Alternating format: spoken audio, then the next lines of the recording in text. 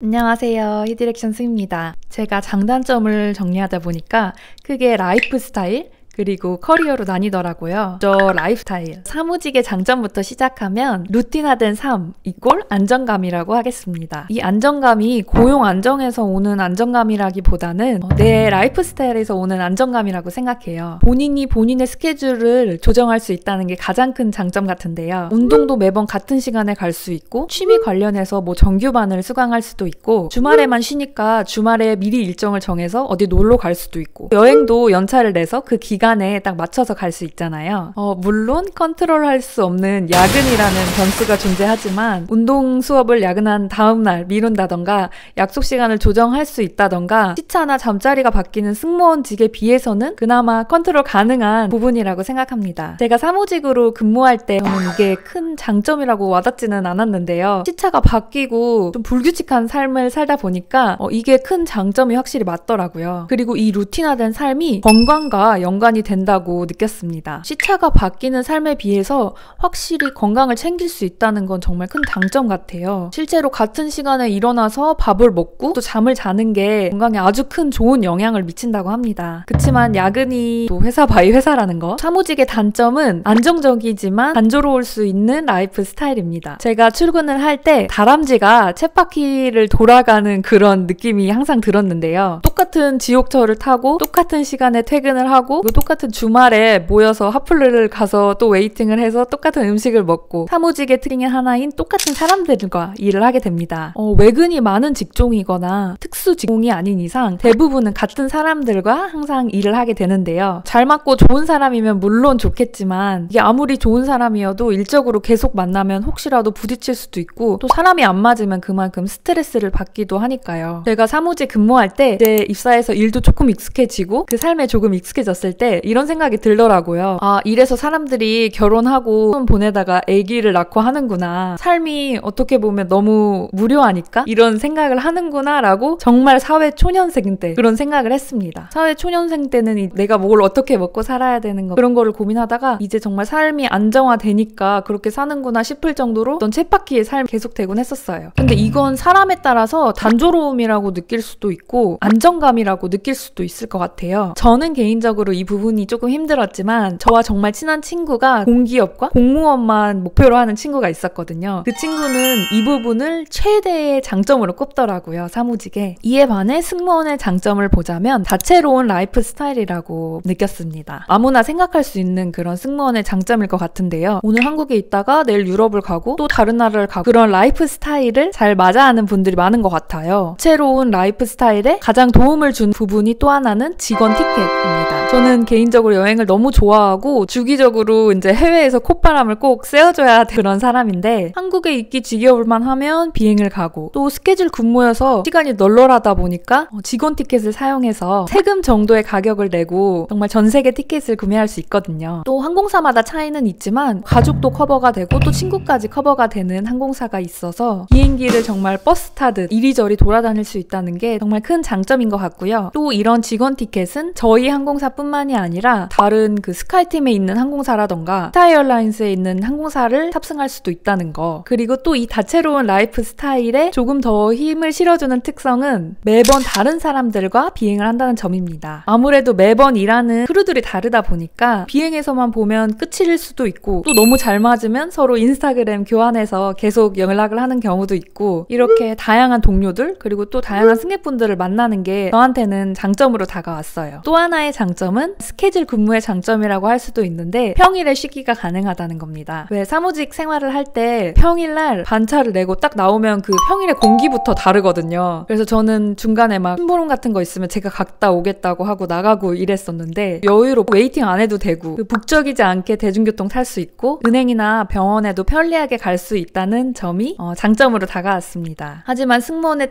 단점으로는 이게 진짜 양면적인 부분 같은데요. 이런 좋은 점이 있지만 루틴화되지 않은 삶이 또 단점으로 다가옵니다. 이것도 스케줄 근무에서 나오는 단점인데요. 남들 일할 때 놀 수 있지만 남들 쉴 때는 일해야 한다. 많은 스케줄 근무를 종사하시는 분들이 느끼는 단점일 것 같아요. 경조사 같은 친한 지인들의 행사에 참여를 못할 수도 있고, 약속 잡기가 힘드니까 나만 빠지고 모일 수도 있고, 이렇게 같이 축하해주지 못하거나 나만 모임에서 빠지게 되면 되게 은근히 속상하더라고요. 사무직 근무자들은 주말에 시간을 내서 보는 게 어떻게 보면 당연한 일이니까. 운동이나 배우고 싶은 취미가 생겼을 때도 스케줄이 유동적이다 보니까 정규반 같은 거는 등록을 하기가 힘들고요. 페스티벌이나 콘서트를 가고 싶다, 특정한 이벤트 같은 게 있을 때 그날 비행이 있으면 가지 못하게 됩니다. 그리고 연차라는 개념이 항공사마다 다르지만 안 받아들여지는 경우도 많이 있어요. 저는 이 부분이 되게 사무직에서 있다가 항공직으로 와서 조금 달랐다고 느낀 부분인데, 스케줄 근무다 보니까 100% 개런티 되는 게 없는 경우도 있거든요. 그리고 승무원 스케줄에는 스탠바이 스케줄이라는 게 있어요. 이거는 정말 대기 스케줄인데, 비행을 갑자기 못 가는 크루가 생길 수도 있고 그 비행에 들어갈 대기 승무원이 제가 되는 거예요. 그래서 불릴지도 모르고 안 불릴지도 몰라서 휴무일이라고 보기는 또 애매하고 계획 세우기 정말 애매한 경우가 있습니다. 그리고 건강. 사무직은 이제 사무실이라는 공간에서 매일 같이 일하게 되죠. 그리고 출장을 가지 않는 이상은 시차가 바뀔 일이 크게는 없어요. 제가 그 외국계 기업 근무할 때 컨퍼런스 콜을 해야 돼서 한 번은 그 재택하면서 근무 외 시간에 밤에 노트북을 킨 적이 있는데, 이런 경우를 제외하고는 시차가 안 맞아도 메일을 보내놓는다던가 시차가 겹치는 시간에 꼭 저희는 미팅을 잡았던 것 같아요. 근데 승무원은 아시는 것처럼 특수한 공간에서 일하잖아요. 또 현장직이라는 거. 그래서 매번 나라가 바뀌고 가는 공간이 바뀌고 그리고 시차가 바뀌다 보니까 체력적으로 이 부분을 잘 컨트롤할 수 있어야 될 것 같아요. 그리고 이륙하고 착륙할 때 되게 몸에 안 좋다고 하더라고요. 또 저는 유럽항공사 재직 중이다 보니까 서비스가 그렇게 힘들지는 않지만 타 항공사에서는 서비스가 너무 힘들면 손목이 아프다던가 허리가 아프다던가 이런 승무원들도 많이 들어서, 다만 이 부분을 잘 알고 활용해서 건강관리를 오히려 더 잘하시는 승무원분들도 많이 있습니다. 그리고 외로움. 승무원은 사실 새로운 나라에 가고 좋은 호텔에 가고 그리고 조식도 먹고 그리고 좋은 곳들도 많이 보고 하는 직업이잖아요. 근데 여기서 잘 생각해 보셔야 할 게, 좋은 곳을 가는 것도 좋지만 누구랑 가는지가 되게 중요해요. 저는 개인적으로 나이가 들었는지 뭔지 이 좋은 걸 우리 가족이나 내 친구들이랑 이렇게 행복한 시간을 누리고 싶다라는 생각이 들기도 하더라고요. 그리고 저는 외항사 승무원임에도 한국 베이스로 근무를 하고 있지만 대부분의 외항사 승무원들은 타지에서 이제 생활을 하고 지내기 때문에 그 정도의 차이일 뿐, 한국에서 잘하고 또 한국에서 지냈다면 높은 확률로 향수병은 한두 번씩 오는 것 같아요. 그렇게 되면 이제 내 친구들과 내 가족들과 사랑하는 사람들과 그런 소소한 일상이 자연스럽게 그리워지기도 하는 것 같아요. 다음은 커리어. 커리어적인 부분이야말로 개개인의 이런 백그라운드가 정말 좌지우지 많이 되는 부분이라고 생각합니다. 먼저 사무직은 사무직에서 사무직으로 이직할 경우에는 시간이 지날수록 이직할 기회도 많고 비교적 내가 갖고 있는 커리어를 잘 살려서 이직할 기회가 많은 것 같아요. 근데 또 아이러니하게 승무원 직종의 경우에는 시간이 지날수록 조금 더 이직이 힘들어지는 그런 케이스를 많이 본 것 같아요. 물론 이 경우에는 비행을 끝내고 사무직으로 가려고 하는 경우, 아마 특수한 직종이기에 경력을 살려서 이직하기가 아무래도 그 폭이 좀 좁은 것 같아요. 그래서 아예 개인의 전공을 살리던가 원하는 사업이나 창업을 한다던가 하는 경우를 많이 봤습니다. 다만 이 부분도